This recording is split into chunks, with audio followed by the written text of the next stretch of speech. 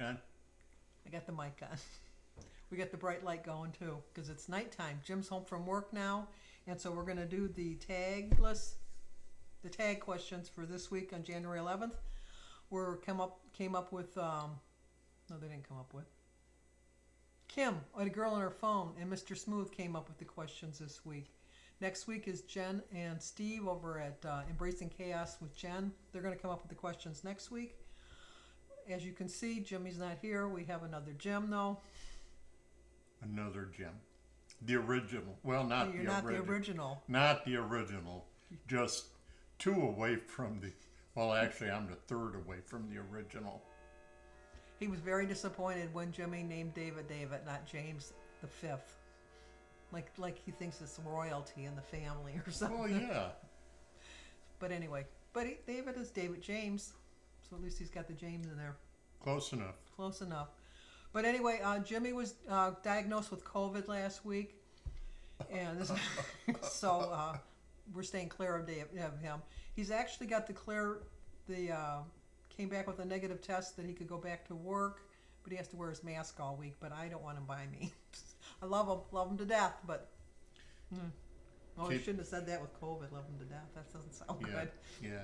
Keep that infectious body away from me. Yeah. So, because Jim's a fine specimen.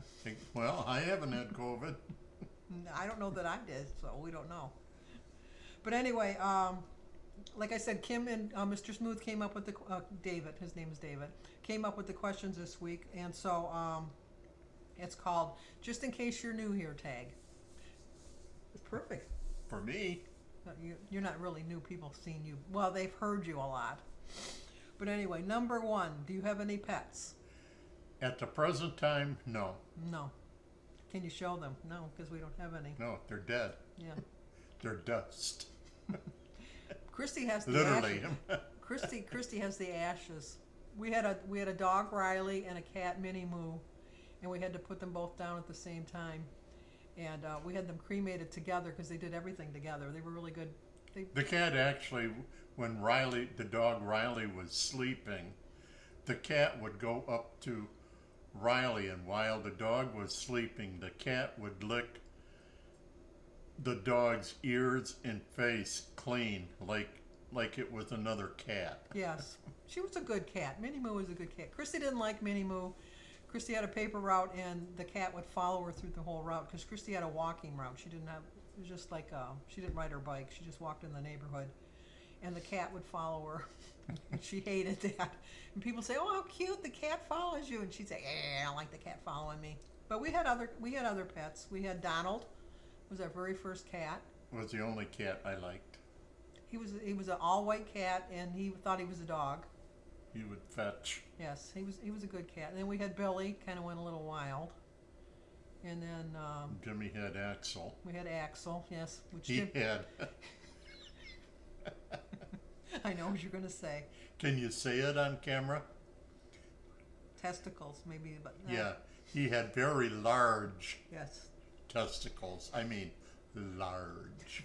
they were obnoxious. The cat would walk away from you, and they'd be swaying back and forth. They were bad. It was bad. Jimmy had bought the cat rather, for a girlfriend, and when they broke up, she brought the cat back. So it became another pet for us. Number two, what jobs, careers have you had, and what do you do now? What job careers have I? What jobs and careers have you had? I was a sprinkler fitter for fire protection. I did that for like 30, 33 years, something like that. And right now I'm a part-time custodian. You're also a short order cook. Oh, I didn't know Well, it I says was. what jobs and Oh, careers. what jobs? Okay, so I'm supposed to list them. Like a resume. Like a resume. Okay, I was a cook. I was a short order cook when I was in high school. And then when I got drafted, I was a cook in the Army for 1 year and drove tanks the second year. Explain how come you came to drive tanks when you went in as a cook. Well, because I got orders to go to another company, and anybody that's been in this, I don't know how it is now, but back in the late 60s and early 70s, when you got switched to another company, it would take about a week to clear out of one company and into another company. So I did that, and then I went into the first sergeant's office and told him that I was going to be I was all cleared in, and I was going to be heading over to the mess hall. And he thought I hadn't eaten yet, and I said, "No, I'm a cook." And he said, "Well, if you're a cook, you got to clear out of this company and clear into the company across the street. We don't have cooks."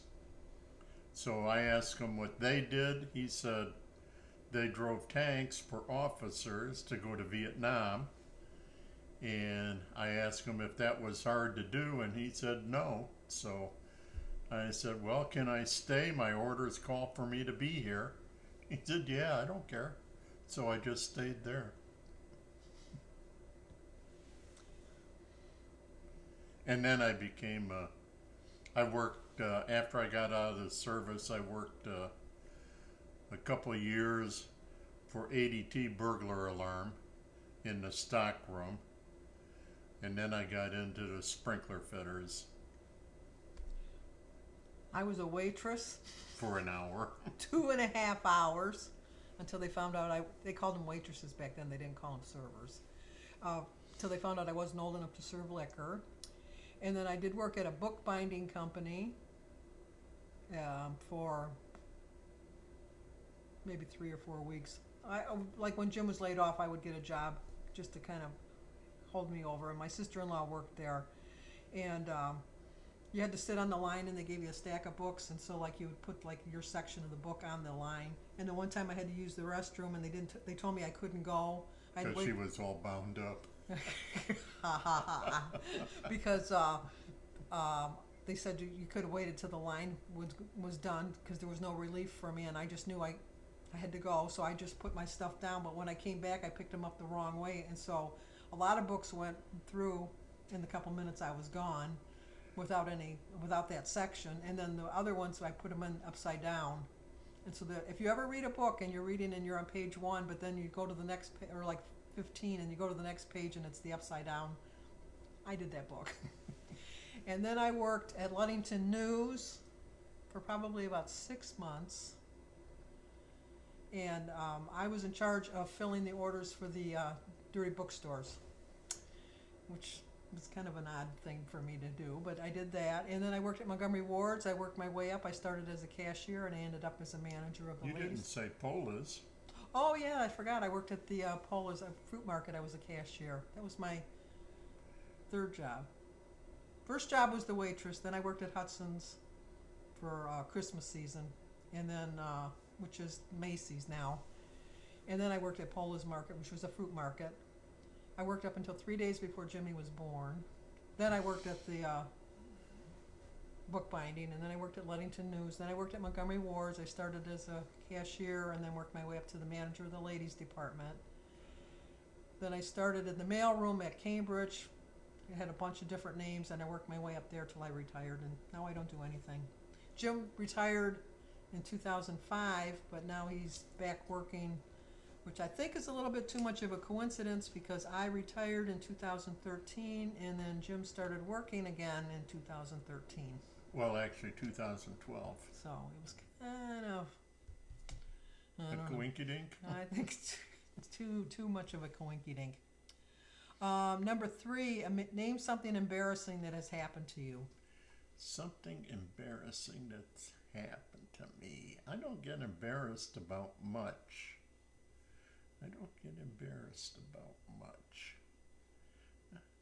Well, I wouldn't call it embarrassing, but I do have a hard time at weddings. You know. Oh, he cries. I cry. Oh my gosh. It's somebody else's daughter, and they're doing the daughter dance, and I'll cry. He's uncontrollable. He's just, and I feel so heartless, because I didn't cry at any of my kids' weddings. Not Oh, one of them. I did enough for both of us. He cried through all 3 weddings, all 3 times. It was like, oh my gosh, I can't believe it. Something embarrassing that has happened to me. So many. I don't find them embarrassing, but the people around me find them embarrassing. The one time we were... Oh, I know the one. Which one? When we used to go to Greenfield Village for our Oh, anniversary. and I wasn't embarrassed, but you can tell the story. She had this lawn chair that had an extension for it had a footrest on it, and she got up to go to the bathroom. No, I got up to get a piece of cake. Oh, pizza cake, because we would celebrate. We went to Greenfield Village and they do fireworks there. So we went for our anniversary. We had a bunch of people there, and she got up to get a piece of cake, and she got her legs caught between the chair and the footrest and was stumbling all around the place, and everybody was laughing. My group was laughing, not the other people. That were concerned. The strangers all came to help me to ask if I was okay. My own family were laughing. But in their defense, It was funny. well, no, I was not going to say that. I was going to say in their defense, they knew I wasn't hurt. Well, that too. But I wasn't embarrassed. I don't get embarrassed. Like I said, I've embarrassed people. I know that the one time when Christy had this favorite restaurant that she'd like to go to, and I used the restroom, and it was just like a one toilet stall, like everybody used the same restroom, and the toilet kind of backed up a little bit, and so I went to get the plunger because I thought nobody else should have to clean that mess up. So I'm walking through the restaurant with the plunger, and my whole family left. And when I came out, when I was all done, the waitress, I was looking for them, and the waitress said, "Oh, if you're looking for your party, they've already left." Yeah. And Christy never went back. She never went back. But like I said, I don't get embarrassed. That's the problem. Maybe that's the problem. Number 4, if you could live anywhere else in the world, where would you be? Where would I be? I would be somewhere probably around Montana or Utah or maybe Arizona. Well, yeah, because when we got married, Jim always told me he was going to retire in Arizona. And so I told him, well, as long as we split the pension checks, because I'm not leaving Michigan. But if I could live anywhere in the world, where would I want to live? I like where I live right now. It'd have to be a country or a place where the seasons change, because I have to have the seasons change. I'd like to live in New England. No, that's way too much snow and rain. Yeah, I'd like to live there. Number 5, do you see the glass as half empty or half full?